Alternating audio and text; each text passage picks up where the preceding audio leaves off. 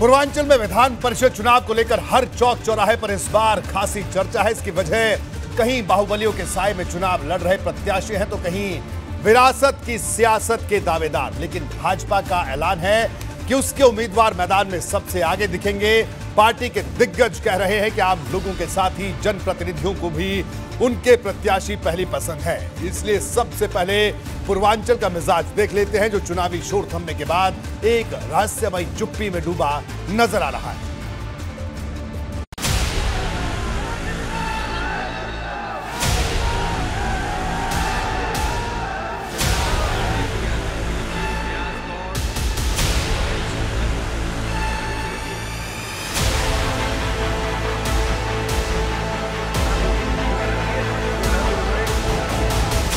विधान परिषद चुनाव का शोर थम चुका है।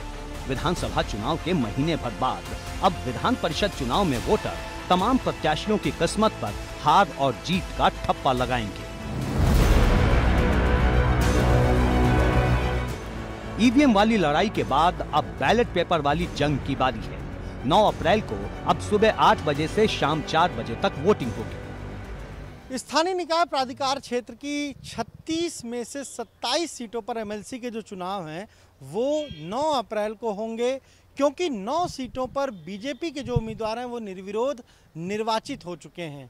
और ये काफ़ी महत्वपूर्ण चुनाव माना जा रहा है। महत्वपूर्ण इसलिए कि अगर इस चुनाव में बीजेपी ज़्यादा सीटें जीतेगी तो पहली बार ऐसा होगा जब विधान परिषद में बीजेपी के पास बहुमत हो जाएगा। इस विधान परिषद चुनाव में सिर्फ उम्मीदवारों की प्रतिष्ठा ही दांव पर नहीं लगी है, बल्कि तमाम विधायकों और सांसदों के लिए भी अपने अपने इलाके की सीट जिताकर पार्टी की झोली में डालने की चुनौती सामने है। इसमें प्रयागराज कौशाम्बी सीट की खासी चर्चा है। इलाहाबाद कौशाम्बी सीट पर वैसे तो 5 उम्मीदवार मैदान में है, लेकिन मुख्य मुकाबला समाजवादी पार्टी और बीजेपी के बीच है। दोनों के बीच सीधी लड़ाई है। दोनों पार्टियां मजबूती से चुनाव मैदान में हैं और अपने अपने जीत के बड़े बड़े दावे कर रही हैं। हालांकि किसके दावे में कितना दम है, इसका फैसला तो 12 अप्रैल को वोटों की गिनती के बाद ही होगा।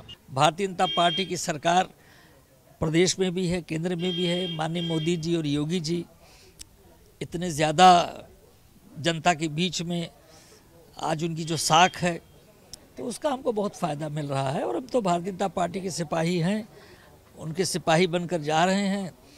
और हमारा जो अनुमान है बहुत बड़ी संख्या में आपकी जीत होगी, हमारी जीत होगी। जनता भी त्राहिमाम कर रही है कि प्रतिदिन पेट्रोल डीजल का दाम बढ़ रहा है। इस समय गेहूं की कटाई शुरू हो गई है। डीजल महंगा होने के नाते किसान बहुत मायूस नजर आता है कि हम लोग छले गए विधानसभा के चुनाव में। और विधान परिषद के चुनाव में हम निश्चित रूप से समाजवादी पार्टी के उम्मीदवार के रूप में आपको विजयी बनाएंगे।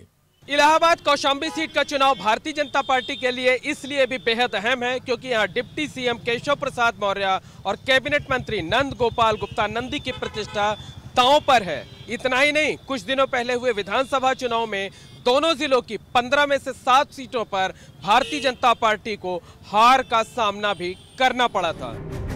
प्रयागराज कौशाम्बी की सीट के इस मुकाबले को लेकर हर दल के अपने दावे हैं, लेकिन उप मुख्यमंत्री केशव प्रसाद मौर्य की माने तो यहाँ सपा सफाया हो जाएगा।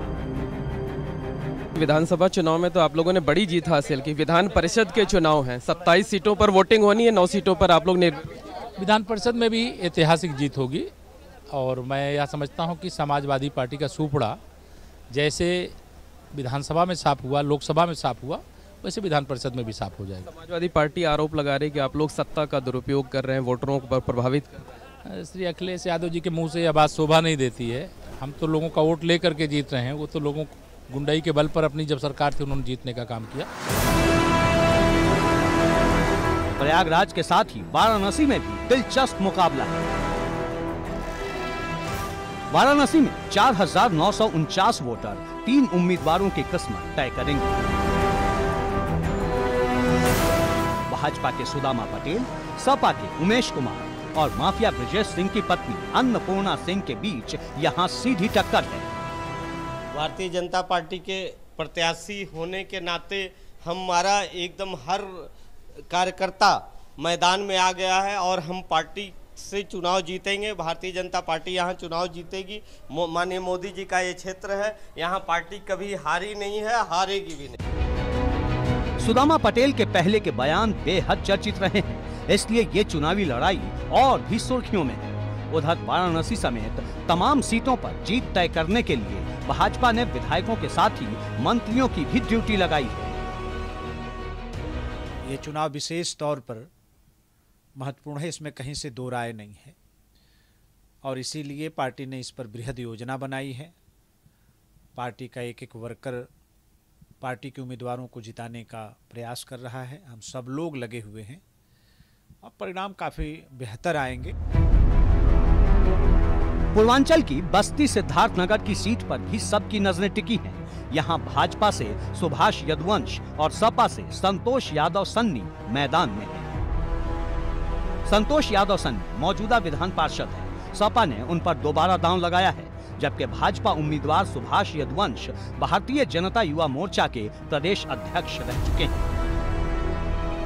बस्ती पर लोगों की निगाहें इसलिए भी हैं क्योंकि यहां से भाजपा सांसद हरीश द्विवेदी ने भी पार्टी उम्मीदवार को जीत दिलाने के लिए पूरी ताकत लगा रखी है। सांसद की साख भी दांव पर है। तो सत्ता का विषय, सत्ता के माध्यम से जन कल्याणकारी काम हम करते हैं, लोगों के विकास के लिए काम करते हैं। सत्ता के माध्यम से चुनाव नहीं लड़ते हैं। चुनाव तो जनता लड़ाती है, जनता स्वेच्छा आशीर्वाद देती है। हम जनता के बीच में जा रहे हैं। मोदी सरकार की उपलब्धियां, योगी सरकार की उपलब्धियां, प्रधानों के अधिकार के बारे में, क्षेत्र पंचायत सदस्यों के अधिकार के बारे में हम उनसे बात कर रहे हैं, उनसे निवेदन कर रहे हैं। सबके अपने अपने दावे हैं, लेकिन अब मतदाताओं को ये तय करना है कि 27 सीटों के संग्राम का विजेता कौन है। एबीपी गंगा के लिए ब्यूरो रिपोर्ट। आपको